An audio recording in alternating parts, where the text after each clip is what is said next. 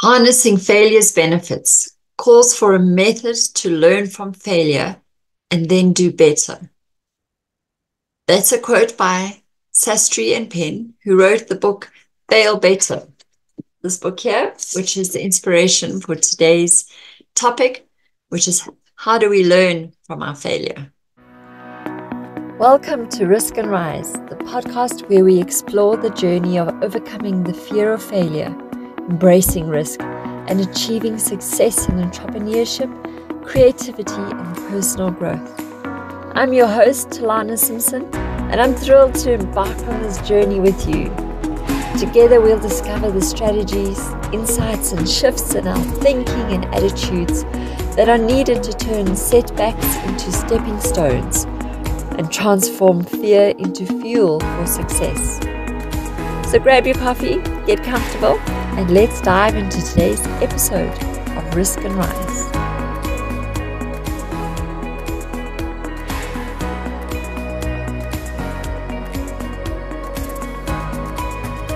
I'm Telana, your courage coach today on Risk and Rise. And I wanted to share with you just a very short, it's almost like a self-coaching technique, which is a way that we can learn from failure. But the reason we want to do this is the more I learn about failure, there's actually different types of failures and different approaches to failing that can actually help us or hinder us in our life and in our work. So from this lovely book, The Fail Better, which I'm actually still busy reading, but it just inspired me to share with you a bit about it today.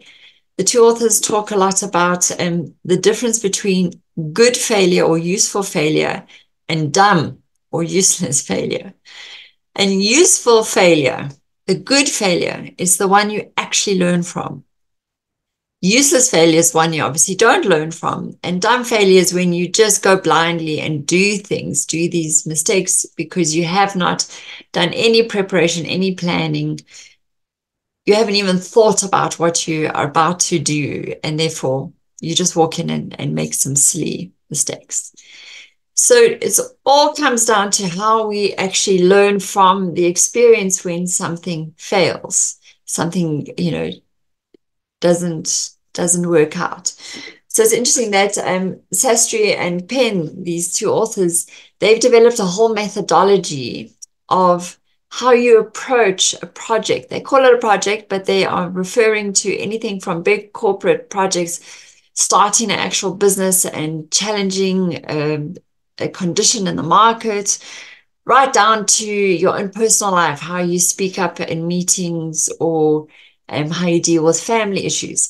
So their methodology, I'm hoping to actually get them on the show sometime in the future so that they can explain how we can actually approach a project. And they talk about there's so much in the planning and how you approach the project so that you actually set up the way you're going to work on and deliver on the project. You actually set up mechanisms to fail in order to test your hypotheses. So they talk a lot about testing or experimenting intentionally so that you learn faster and not just at the end of the project. And then you take those learnings. So you need a way of planning and thinking through it, acting on it, but then learning from, reflecting on what the information you're feeding back so that you put it back into your planning as you are working on the project. And then they really recommend after the whole project is to make the time to sit and reflect on what worked, what didn't work, and take some learnings forward. So many times we just rush from one project to the next, from one meeting to the next, from one thing and argument in our family to the next argument. Very, very few of us stop and actually spend time reflecting on what has happened, what could we learn from it, and what are we going to do differently next time.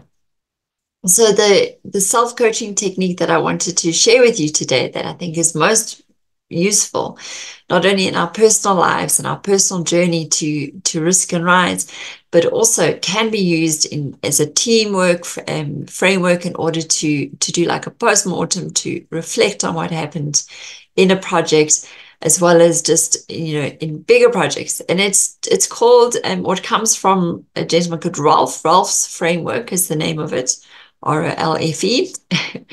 And it just is answering three simple questions. Three questions. The first one is what? It's putting down all the facts, what happened, describing the situation, describing what happened from beginning to end of the process. So it's really just asking that question. What is the problem? What was my role in it? What happened? What were the consequences? Just putting as much data and facts down to describe what you've just experienced, what the failure was.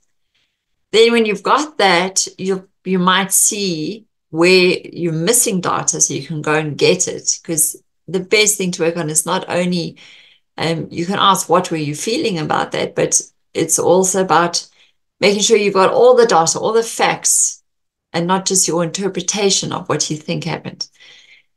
Because the next question is, so what? So this part is asking about what does, when you look at the description of the failure, what does it now mean? So what was going through your mind at the time? What should you have done? What do you know about what actually happened now that it's after the fact? The so what part is really about what does it now mean? And this is where you can start to identify the actual learnings. With this level of reflection, now that you've been clear and honest and truthful about the facts and described the situation, and now you're looking at what happened, what does it actually mean? The so what about whatever it was that happened. This is where you will start to highlight for yourself the learnings, what you could have done better. Usually in hindsight, we got a lot more information than we did going through the process. So what were those learnings? What, if you could go back, would you have done differently? And then when you've done that process, the last question is the now what question. And this is where I think the value of having some kind of reflective framework that we can work through a failure is most useful, because when you move into the now what process, you get to ask now, what do I need to do? What broader issues have been raised from what's already failed? What might happen now? And also, what am I going to do differently next time?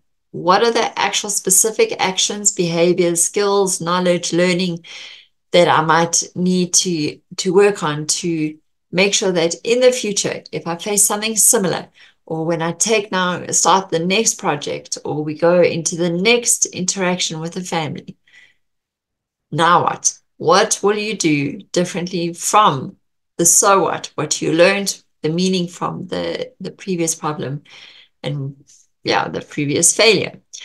So I hope this little reflective model just might be of use to you. It's just a short framework that you can use as a journaling technique, just a discussion, the three questions as a team exercise.